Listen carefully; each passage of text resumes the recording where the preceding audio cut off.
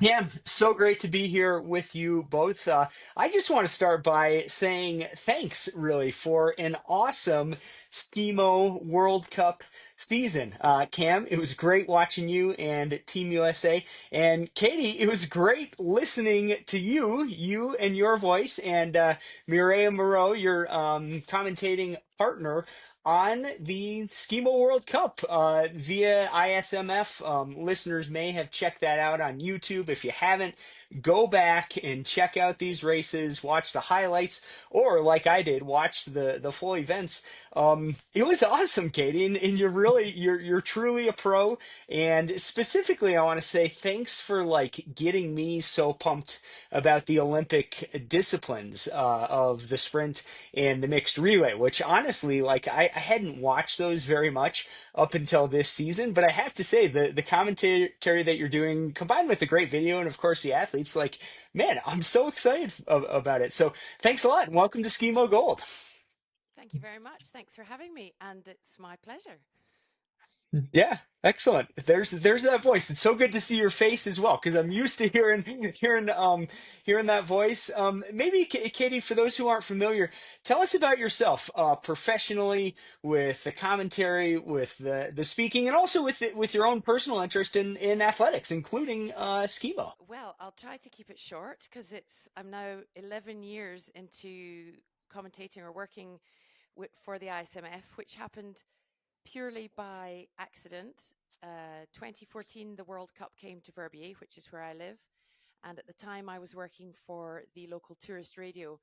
And the night before the race, I think it was the Thursday, they suddenly realized that the great Silvano Gadin, who we all know and love, who is like the voice of Skimo, he was commentating, but they hadn't realized that he didn't speak English. So they Mm. needed somebody to just stand next to him and repeat in English what he said in French. And I knew nothing about Skimo. I mean, I could, tour up the hill half an hour and have coffee with friends. I knew who Kilian Jornet was. I knew who Laetitia Roux was, and that was it. I really knew nothing about the World Cup circuit or anything.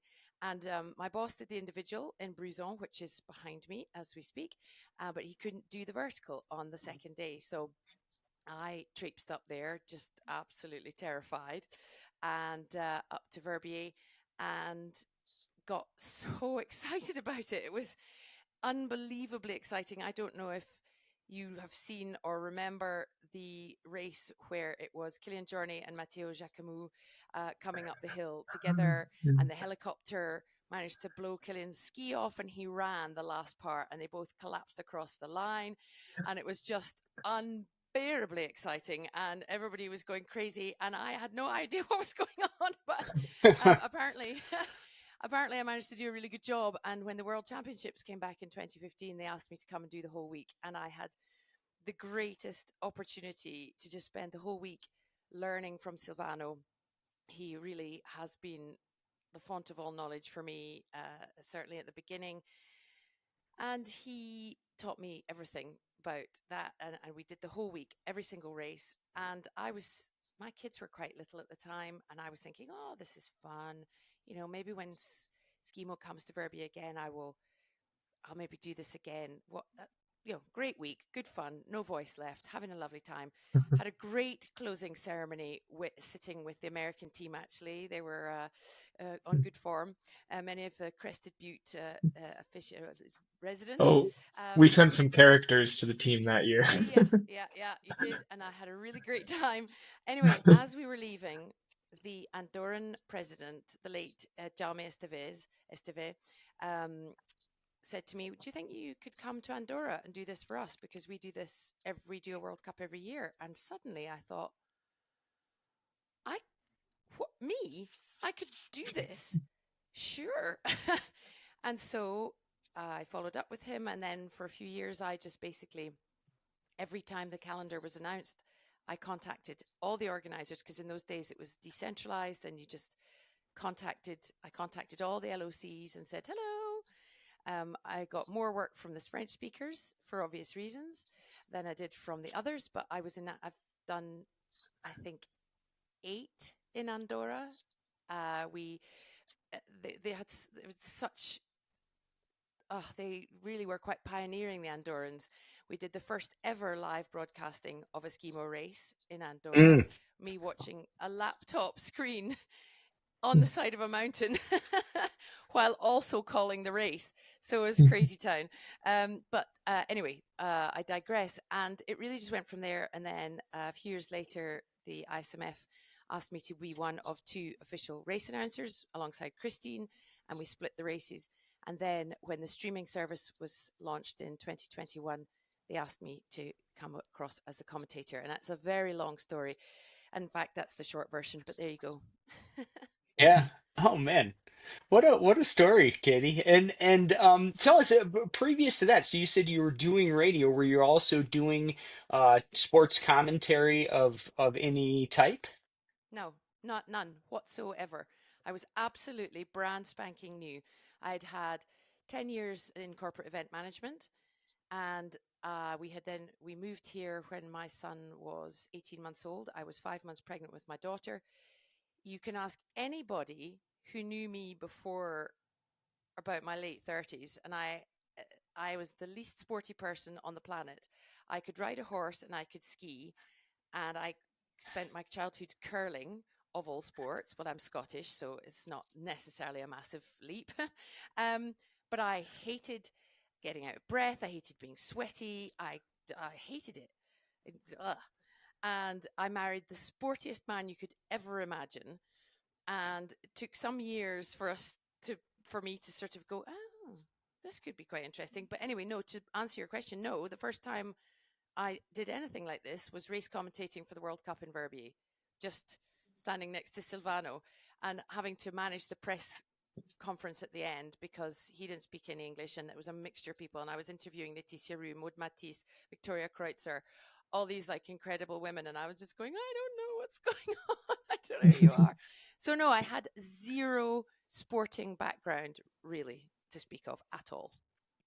Wow, what a story. And what was at that moment watching here, I mean, Skimo, like what a unique and quirky sport. And for those of us who are familiar, someone we take things for granted, but there you were brand new to it. And there that's a lot of the viewers, especially if we think about like Olympics coming up, a lot of people are going to be seeing this for the first time. So what was that like for you, and how does that inform, keeping an audience in mind? Some of these people may have never seen this, and part of the job is to explain it and help them get excited about it.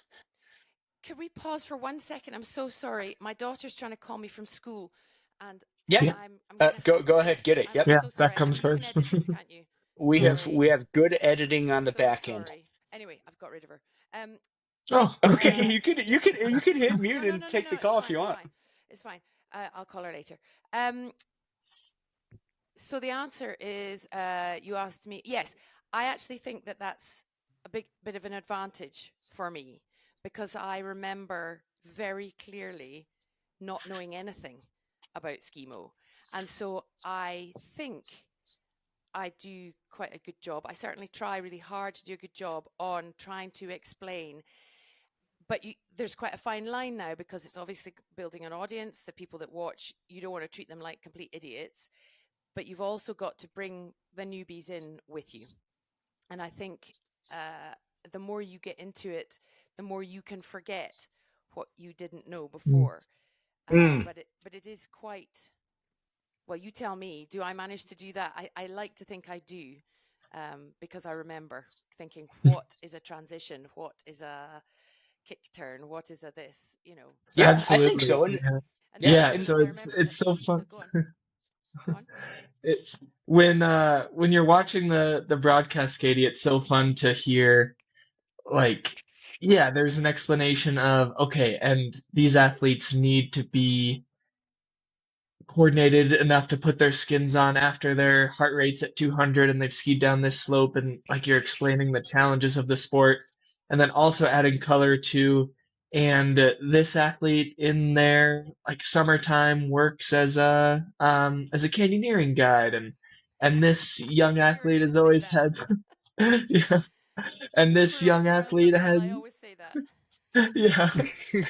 Uh, and Paul J is similar, and yeah, you're telling these stories and adding some color to what we're all watching. And yeah, when I talk to someone about the race, they say like, "Oh yeah, like you did great. I saw you doing this. That announcer was lovely. She was saying something fun about Crested Butte." And like Lynn, my fiance, says that your catchphrase is "Oh my word," and that's how you know that something exciting has happened in Skimo. So yeah, you really add a lot of color and excitement and substance to the broadcast, and yeah, I think people really recognize and appreciate it.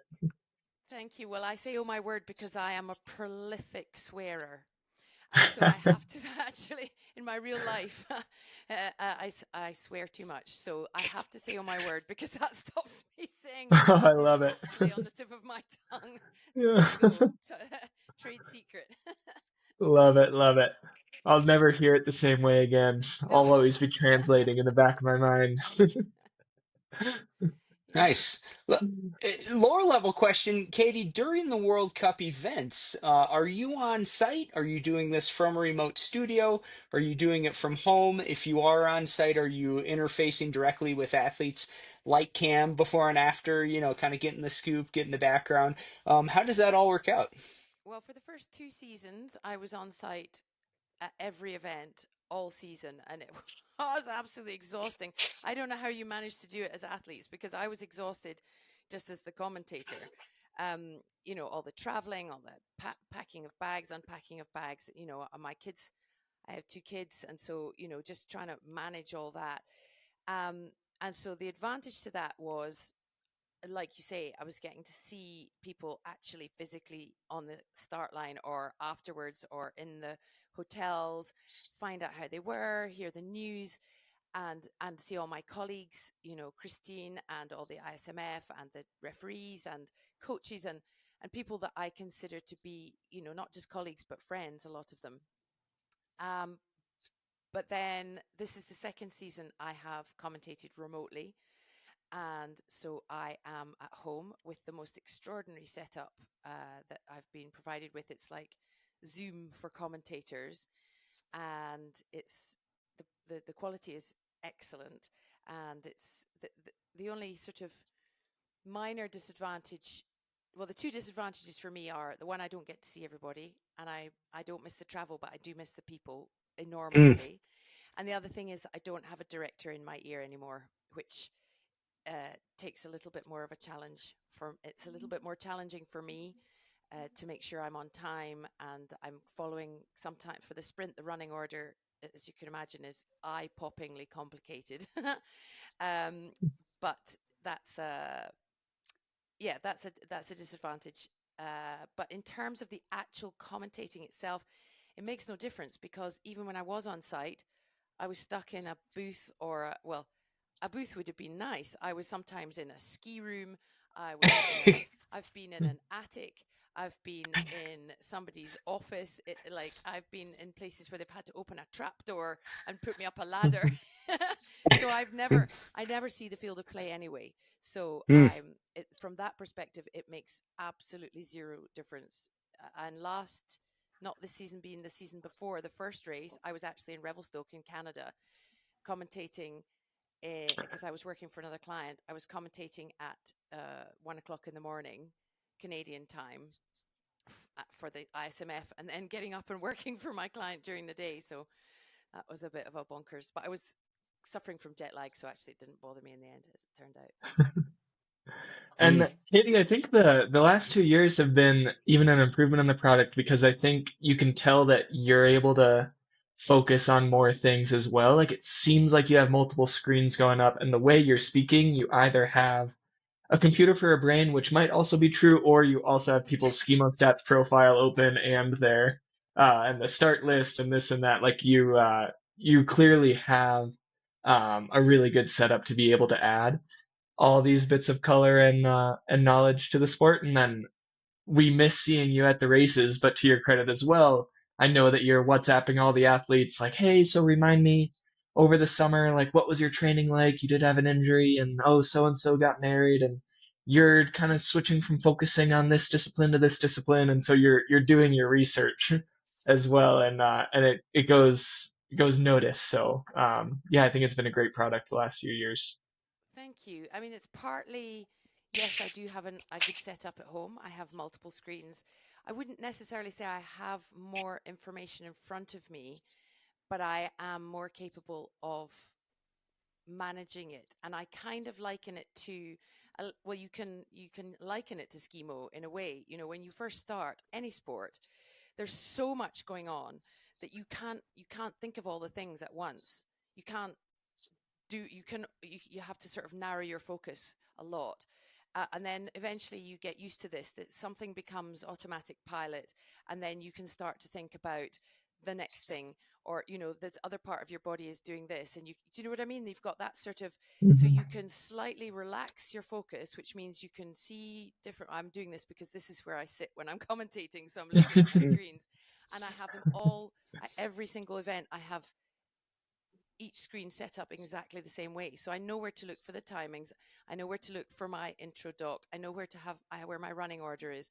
But it means I can be talking and looking at what's coming next on the running order. So thank you. That is partly a good setup and partly just a bit more experience, actually. Mm, And also, I do I do have a bit of a brain for facts about people, and it makes Mhm. me it makes me happy to get when people answer my messages with, "Yeah, I busted my knee, but now I'm better, and my goal is this." And the more people tell me, the more I can talk about them, because my goal is to build.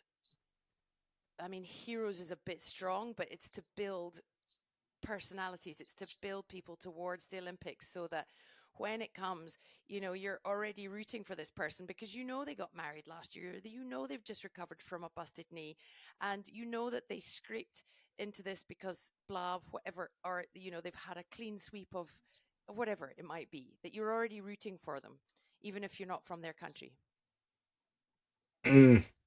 Katie, I'm learning so much listening to you, and I'm hearing just the role of preparation. Sometimes I watch a lot of cycling and other sports, and sometimes you hear these commentators, and you're like, "How do they know all that stuff?" And as I've learned more about it, it's like, well, not only are they fans, and people who are interested, but like they work at it. They do research and they prepare storylines and narratives that might play out through the course of a broadcast.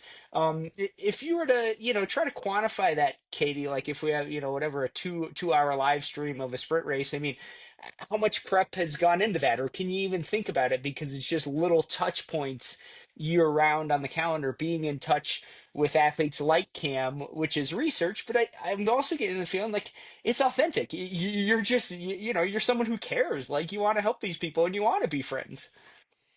Well, there's multiple elements to that answer. I would say, first of all, top secret inside knowledge is that it is the part of my job that I absolutely hate the most.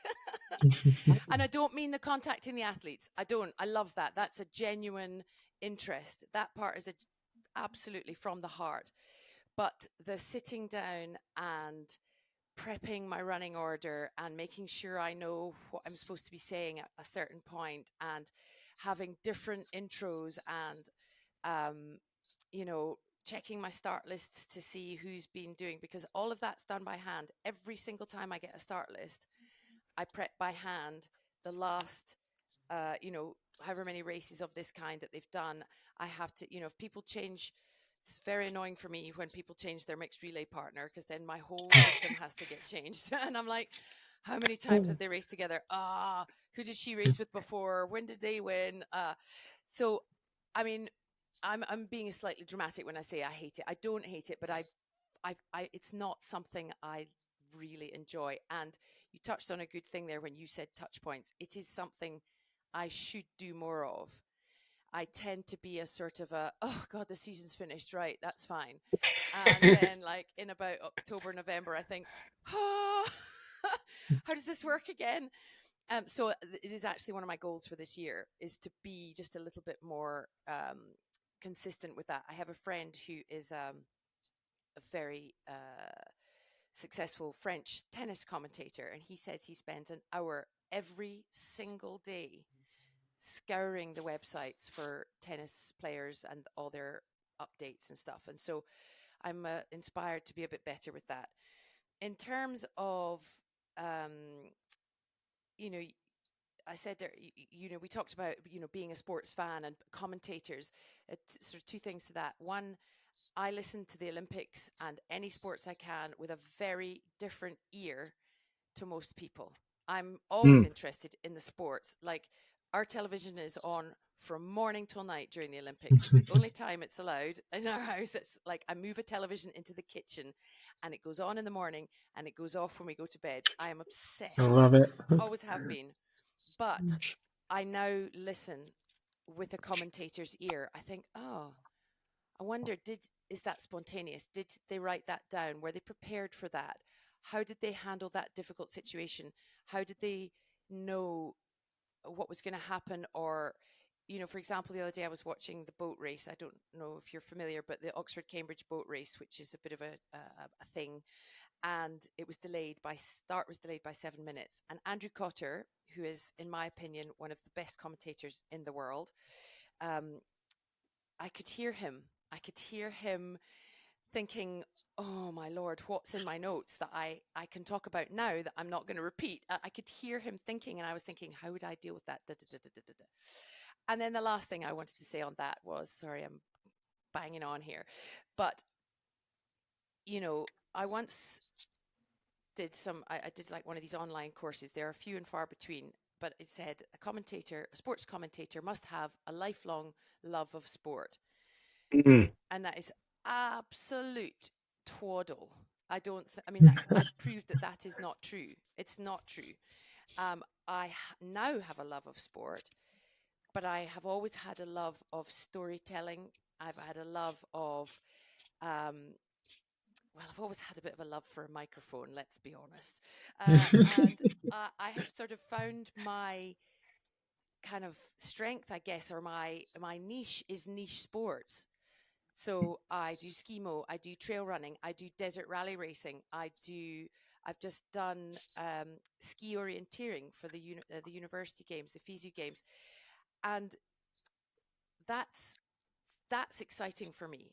All of that, just learning about new sports and trying to get people as enthusiastic as I am, because I don't think you need a lifelong love of sport. I think you just need to be somebody who's happy gassing away. And the person and all the teachers who told me at school that I talk too much and I would do much better if I stopped talking, well, now look at me. I love it, man. I'm learning so much here, Katie. And speaking of, thank God the season's over. Both of you, I mean, you guys are fresh off of the circuit, all these races, months and months. I appreciate you just being here, coming off all that. Let's talk about the season. You know, some of the big stories, the trends. I'm curious to hear from both of you on that, and maybe Katie, starting with you. How about the Youth World Cup? Your son was competing. What was that like? Watching him. Were you actually commenting on his races? I don't know if they stream those at all, or if you're just kind of there, as a parent, which we all love doing. Tell us about all that, and then maybe get into some of the other stories or things that stood out to you. Well, it was kind of a last minute thing for my son.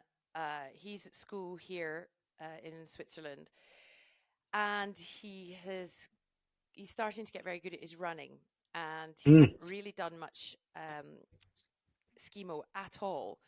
But he is exactly the right sort of power to weight ratio at the moment. He's strong, he's young, he's built like a toothpick, he's got long limbs, and the World Championships were in Morgin, which is an hour from where we live.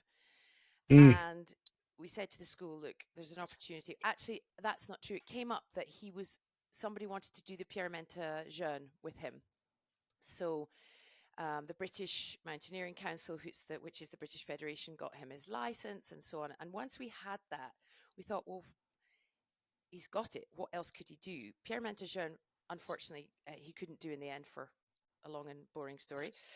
But we thought, let's just go. And I said, don't for even consider for a second doing the sprint or the mixed relay, because you haven't got the experience. It'll just be, well, you can't do the mixed relay because you haven't got a partner, but go for the vertical and the individual, because there you can just have a go and see how you get on. Anyway, he, with almost zero experience, lined up against future world champions, already youth winners and world champions, and some of, the best in the world that have been doing this since they were born. And he was nearly last on the vertical. And he just spent about an hour in total shock because he just couldn't believe the quality. And I have to be honest, neither could I, because I haven't been near the Youth World Cup since it was separated, since I was put into the studio rather than on the ground. I've followed it, but I haven't seen it with my own eyes.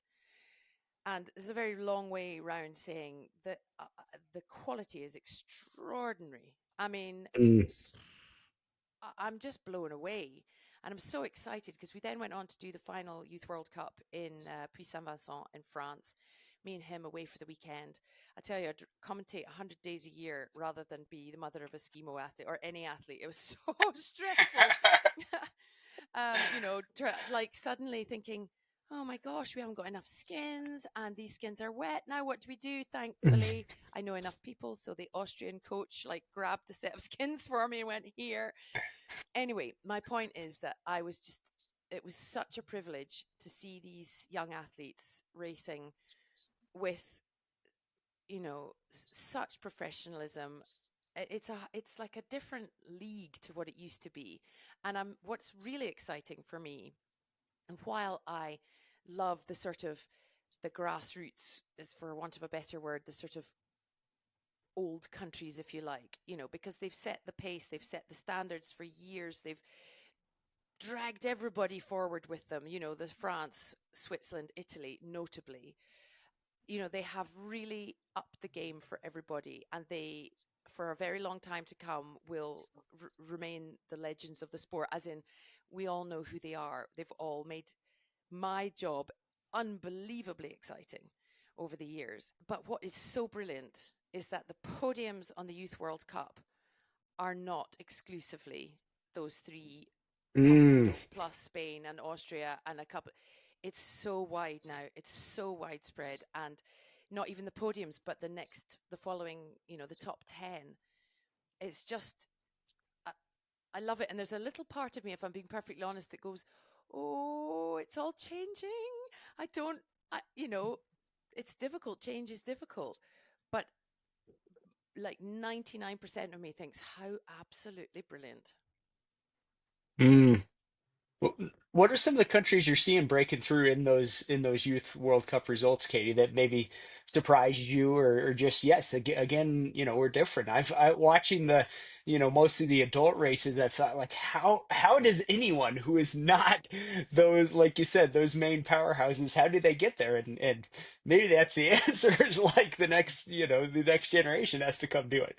Yeah, well, I mean, Cam's getting close. Cam's knocking on the door. yeah, I mean, well, talking of which, one of my two favorite teams to have seen explode in the last year or so is the US youth team. OMG. I mean, the US team in general. And I know everything has changed and there's funding and they've got Oscar Angeloni, which is just amazing. And Sarah seems to be doing just the most extraordinary job. But the youth Absolutely. team is just brilliant. And the ones that I met are such nice kids. And I'm going to tell you something that will mortify my son, so he can never listen to this.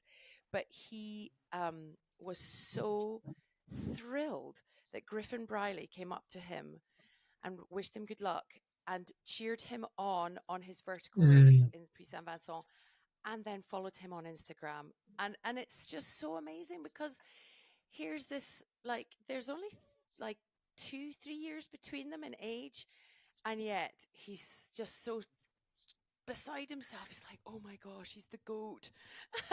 And so I just had this really lovely, well, I mean, truth be told, and I'm not supposed to have favorites, I've always had a bit of a soft spot for the US and Canadian teams anyway. But it was just your youth team is just on fire. They're nice kids. They're working hard.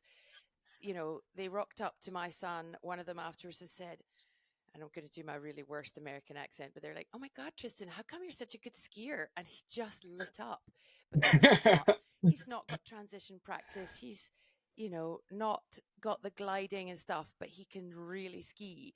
And they picked up on it, and it was so sweet. Anyway, my point, going back, less about me and my family, but is that they have just, yeah, they're doing so well.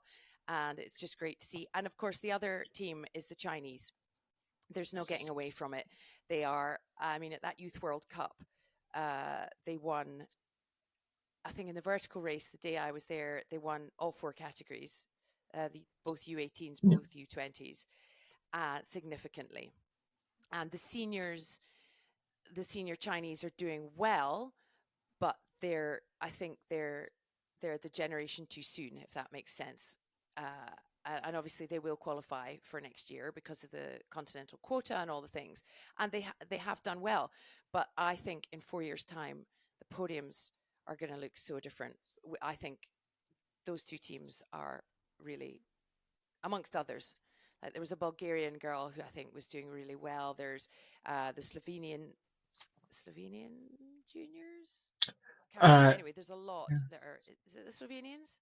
there's Ava Oh, Matoric, Czech. She's the something like Czech this. girl. Yeah, the Yes. Czech girl. Yeah. Yeah, amazing. Yeah. Matijovichova. There you go. Yeah. Actually, Yes. Yeah, there you go. Matijovichova. I've had my training. She's been up there in the elite races. Go ahead, Absolutely. Cam. What were you thinking? Well, as the story goes, Oscar was coaching the Chinese team at the end of the previous season, so finishing in 24, when the Youth World Cup was in Norway.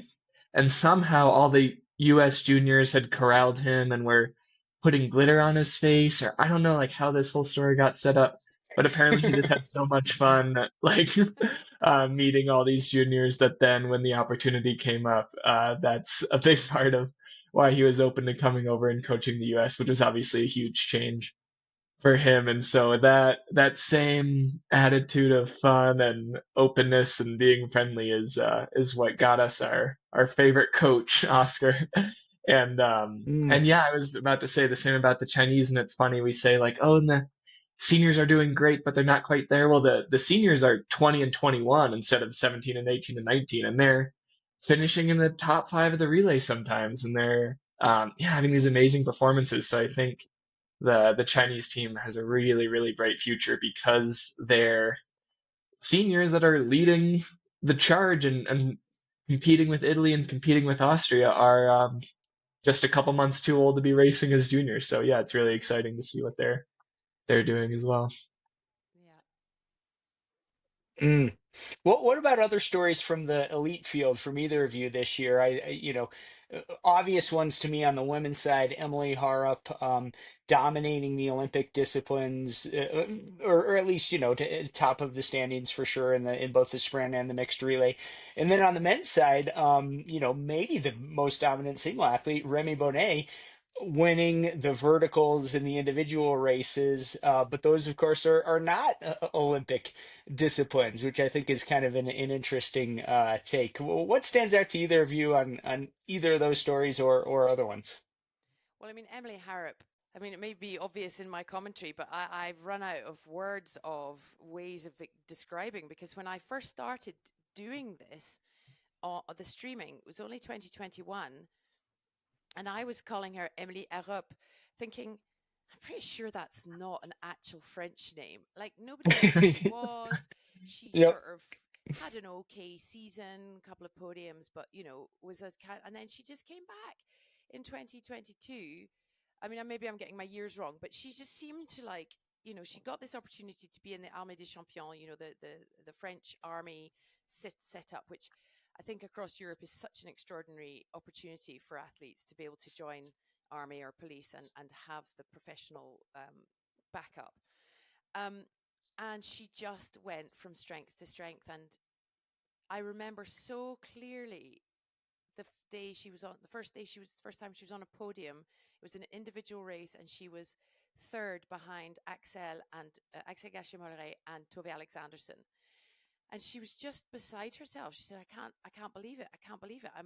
I'm on a podium with two of the greatest athletes.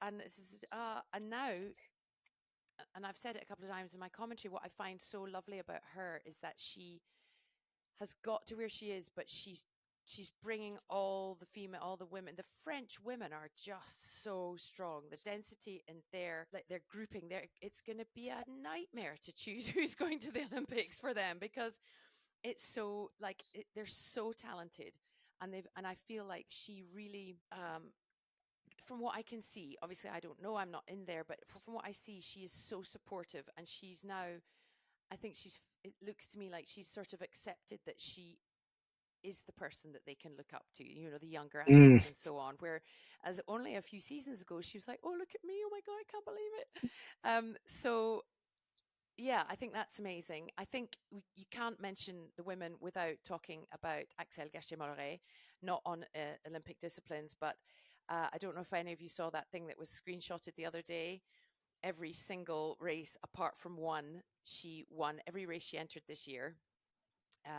Of course, she's not in the Olympic disciplines, but she's just a powerhouse. And, managing that with two kids is just beyond me. It's extraordinary, so extraordinary.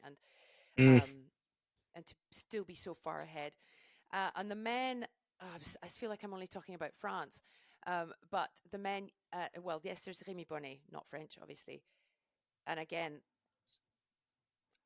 you run out of superlatives. And he said it himself at the end of the season, which I thought was quite a bold thing to say on an interview with the ISMEV. I don't know whether I'm going to come back, because what else have I got to prove? I've won everything. And so, we hope he does, but he has had a break from Skimo before, but to concentrate on his trail running. And then he came back and concentrated on his skiing, and that's how he's got so good. But I would like to have a special mention for William Beaumardian and Xavier Gachet, because they have had the most extraordinary season in the long distance races. And William Beaumardian is going to be 42 this year. Mm. And, we don't get to see the long races, obviously, as much. We had one individual this year. But if you look at all the races they've done this year, it's just been, I mean, they're absolutely on fire. I'm really amazed they didn't win the Metzalama at the weekend, but apparently a plane flew in front of them. So on the course. But yeah, those are, but there's so many now. That's what's so extraordinary. And I'm just going to say, the comeback of Marianne Faton as well in the sprint disciplines, and also in the mixed relay as well. Because a few years ago, she quite publicly said she had a complete burnout. She was training to be a teacher, and she just couldn't do everything. And so she took a year off, and it's just extraordinary what she's done. And some of the best commentating I've had this season has been her, like 2/3, 3/4 of the way around the race, and going, oh, sixth gear, let's go. Pew!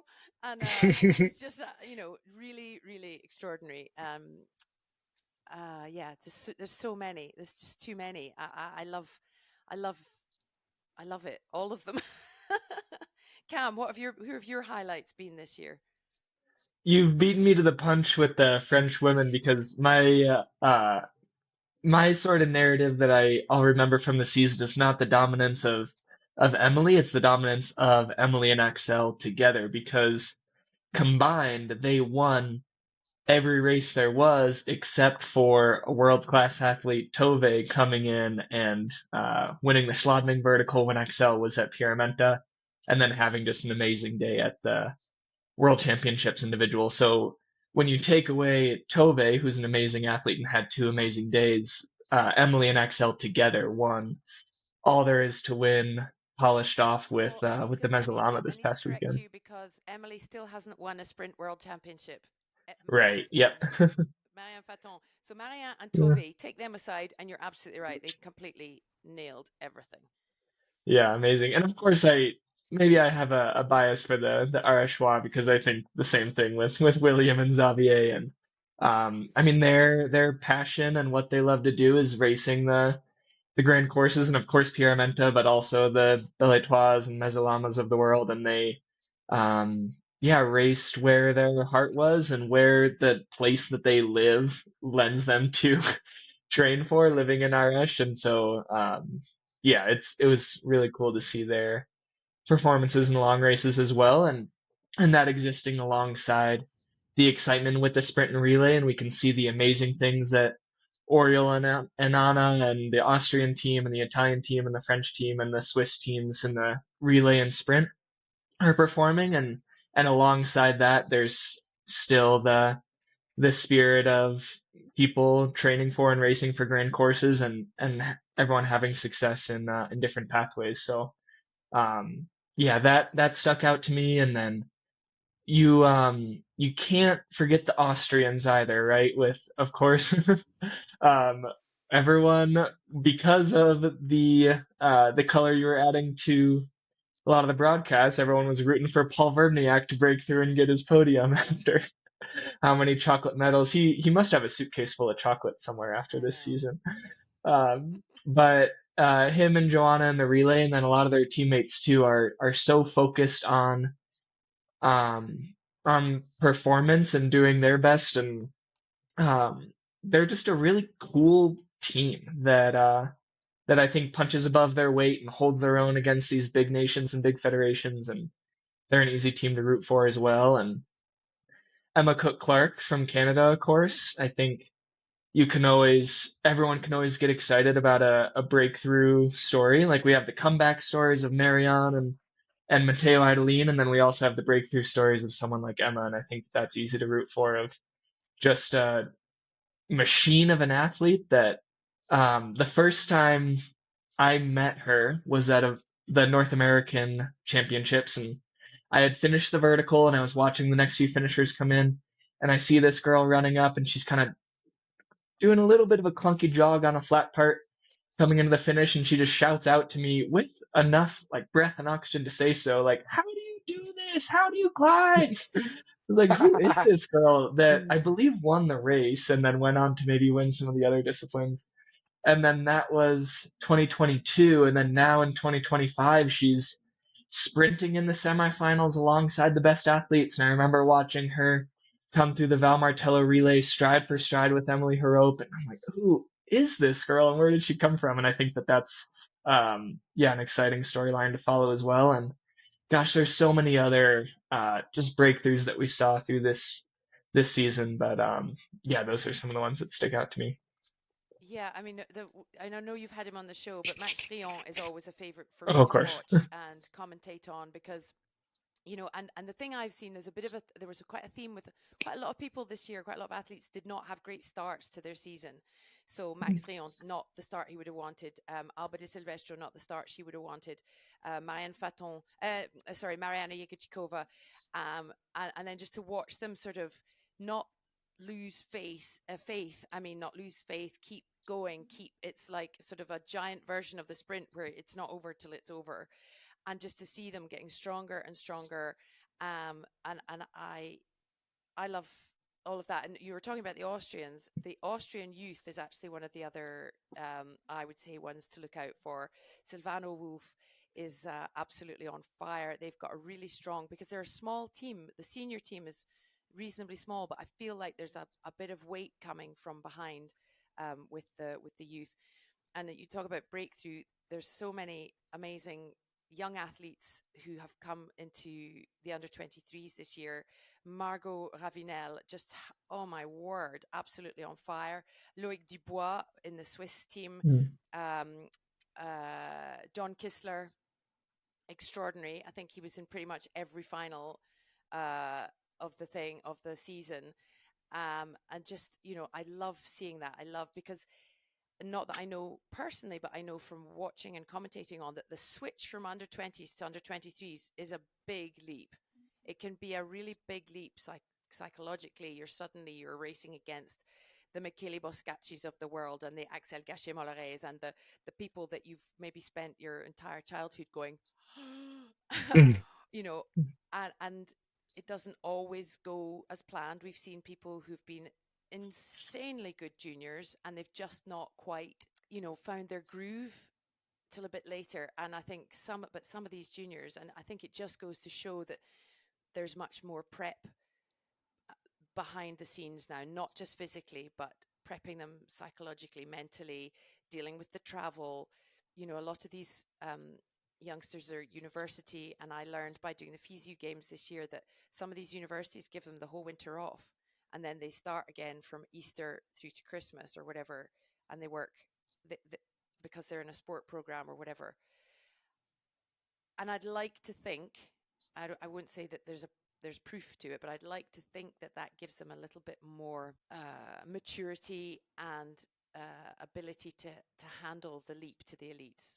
Perhaps. I don't know, Cam, what do you think about that? Because you're more on the ground with them. Yeah, that's an interesting question. Like it's such a jump, of course, to go from the U20s and up, but it is also it's been a great predictor of what we'll see a few years down the road. Like we saw Paul Verniak winning every race or many of the races as a junior, and then I wonder where he'll be down the road. And then we saw the great season that he had, and then the Boussards, and then now they've evolved, and then maybe we'll see the next with Griffin and Silvano. And I'm just talking about the men, but um, yeah, it seems like that jump is perhaps getting maybe there's a little bit more of a ladder to get across that gap that before they had to jump over. And it's I think it's nice to have their own stage on the Youth World Cup and then be able to they're still training with the seniors and then maybe racing one or two senior World Cups later in the year. And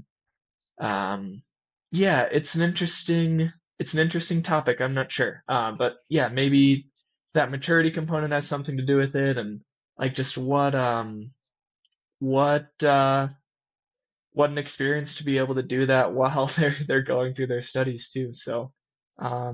yeah, I'm not sure. Wow. To the listeners, I got to say, like, never are you going to get info and perspective like this close to the source as Cam and Katie. So, like, thanks for sharing all this. And as we, maybe as we wrap it up here, shifting from last season to next season, the 2025-26 Skimo season. Of course, we have the World Cup, I think that's kind of business as usual, but mixed in there, of course, we have this thing called the Olympics, and that's like, huge in the Skimo world. Brief reflections on that, whether it's what to look for. I'm also curious about Katie, your personal role therein. Do you have something lined up with a certain network or something? And then for the listeners may know, Cam and Team USA, man, these guys have been working so hard all year, and they are in the game. And I think it's kind of coming down basically to the early World Cup season where we'll find out, how does it play out with Team USA. So, some uncertainty there, probably huge motivation throughout summer and fall to train hard, etc. Let's hear, Katie, from you first on the Olympics, and then maybe Cam real quick to wrap it up. Well, I mean, it is unbelievably exciting. It's what the Federation has been working towards. I feel like those athletes that have specialized with a view to doing this have really excelled themselves. We talked about, Cam, you mentioned Oriel Cardona Call. There's so many, Oriel and Anna, and the Swiss. And just, I feel like, when you see the likes of Alba Di Silvestro, who is a previous world champion in pretty much and winner of nearly every single long distance race, who is an extraordinary skier and so on. When you see the dedication that she's put into alongside her racing partner and husband, Michele Boscacci, to becoming relay athletes, I feel like you can really see not just the specialists, but the people who've said, I'm prepared to make this a huge goal, like really am. And for some people, it's not, as you say, Rémi Bonnet, Aurélien Guay, the Bombardians and so on of the world. It's not everybody's goal, but it is for sure. It seems like those that have decided that they're going for it have gone for it, and I'm very excited to see how it plays out. I'm very excited to hopefully be involved, and no immediate plans for me. still waiting for that email.